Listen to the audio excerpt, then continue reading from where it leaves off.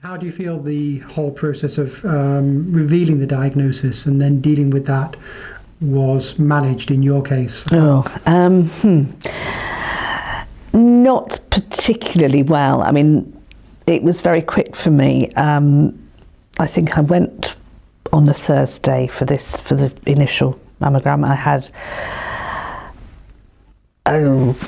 I had a biopsy. I think then we had to wait a week for the results, which was a very worrying week, and there's nothing you can do about that. And I was in a lot of anguish, as was my husband. I told my sister, I didn't tell my son, and I didn't tell my parents until I had a yay or nay. And once I had that, I told my parents, but I still didn't tell my son because he was away at university in his final year, and I didn't want this to upset his final outcome. So we kept it to ourselves. I did tell friends, but I did have a difficulty because they told me that initially it wasn't cancerous, and then I went back a few days later and they said it was, and I was wrecked.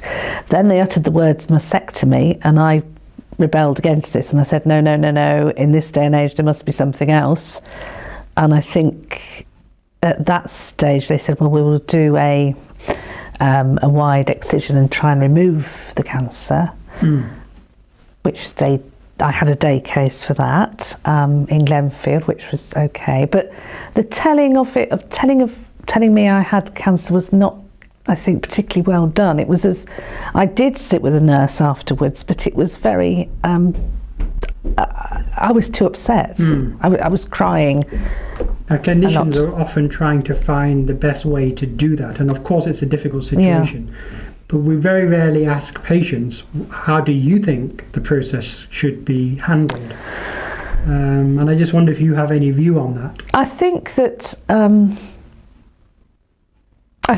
the words, they're very big words. Cancer is a huge word, as is mastectomy to a woman. It's my DNA, and the thought of losing one of my breasts was just devastating.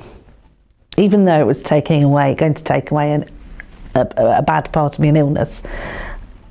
And I don't think the surgeon understood that quite. I mean, I was a case, and however sensitive, and I knew the surgeon, and however sensitive that could be, it was still a massive word to me, and it hit me between the eyes here. And I think the word cancer also is very large, and it hits you, and you can't stop that feeling of, oh goodness, this is life-threatening. And I didn't really, I don't know how else they could have told me though. I don't know how else they could have told me. Did you have support there? You mentioned about the nurse. The nurse, after I'd been given the initial diagnosis, one of the breast cancer nurses sat with me and my husband for a long time, possibly about 40 minutes, until I was able to stop crying and go out. And she did offer me a lot of information, but unfortunately I think I was so in a state of shock I couldn't take it in. It's hard, isn't it, that stage? Desperately. To some extent they want to help as much as they can, but there's only so far you can be helped at that moment. I think it's a mixture of feeling frightened, feeling very unsure about the future, but the overwhelming fear for me was this part of my body having this breast sliced off and waking up with a washboard, which I couldn't imagine, I couldn't contemplate. And then of course I knew that I'd lose my hair, and I wasn't particularly bothered about that. I couldn't care less. Did you ever get a chance to speak to any other patients about what they'd been through? I did, but not then, and I didn't really want to. I didn't really. If I can impress upon you, the urgency of this was there was little time to reflect. Yeah. I was just reacting.